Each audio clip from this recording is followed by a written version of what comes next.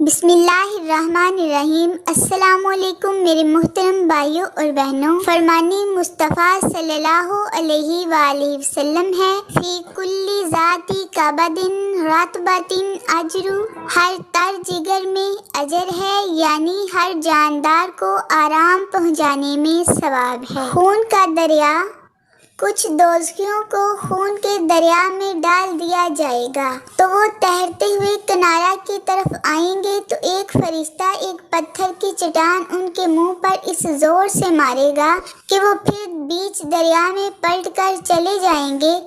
بار بار یہی عذاب ان کو دیا جاتا رہے گا۔ یہ سود خوروں کا گروہ ہوگا۔ اللہ تعالی ہم سب کو اس لعنت سے محفوظ رکھے، آمین ثم آمین۔ حضرت شیخ الوظائف نے فرمایا، ایک بندہ کہنے لگا، ایک گناہ کا موقع میرے سامنے تھا، اب مجھے پریشانی کہ میں کیا تسبیح پڑھوں اور گناہ سے بچ جاؤں۔ کہنے لگا، بے اختیار میں نے کہا کہ یا اللہ میں بے بس ہوں، تو بے بس نہیں۔ اللہ میں بے بس ہوں، تو بے بس نہیں۔ یا اللہ میں بے بس، تو بے بس نہیں۔ کہنے لگا، ایسے وجدان سے اور ایسی کیفیت سے میں نے پڑھا کہ میرا یہ بول خود اسم اعظم بن گیا۔ جب بھی میرے سامنے ایسا موقع ہو، جان لٹنے یا ایمان لٹنے کا وقت آ گیا ہو، اس وقت میں یہی پڑھتا ہوں، یا اللہ میں بے بس ہوں، تو بے بس نہیں۔ کہنے لگا، اللہ مجھے بچا لیتا ہے، سبحان اللہ۔ حضرت جبرائیل علیہ السلام کی خواہش، میرے اور آپ کے پیارے نبی حضرت محمد صلی اللہ علیہ وآلہ وسلم نے جبرائیل سے پوچھا، کیا تیرے دل میں کوئی حاجت اور آرزو ہے جسے میں آپ کے رب تک پہنچا دوں؟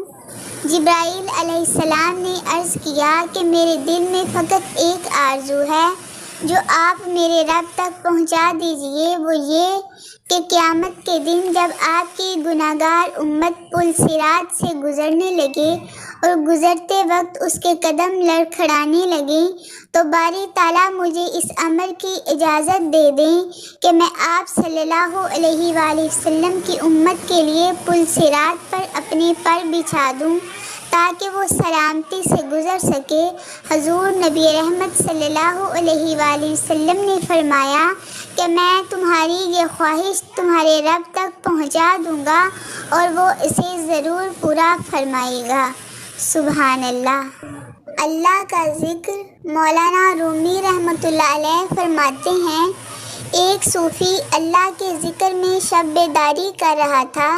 شیطان نے کہا، اے صوفی خاموش رہ، تیرے ذکر کا کیا فائدہ، اللہ کی طرف سے جواب نہیں آ رہا۔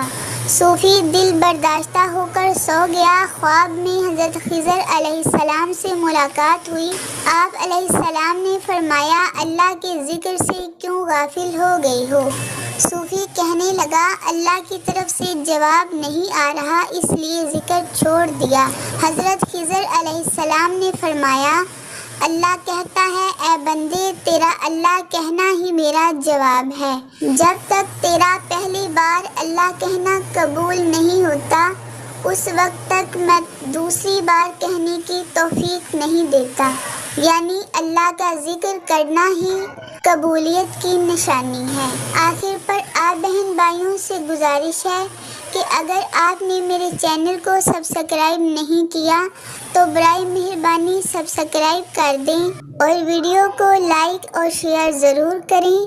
اللہ تعالیٰ آپ سب کو اپنی رحمتوں کے سائے میں رکھے، آمین ثم آمین۔ اللہ حافظ۔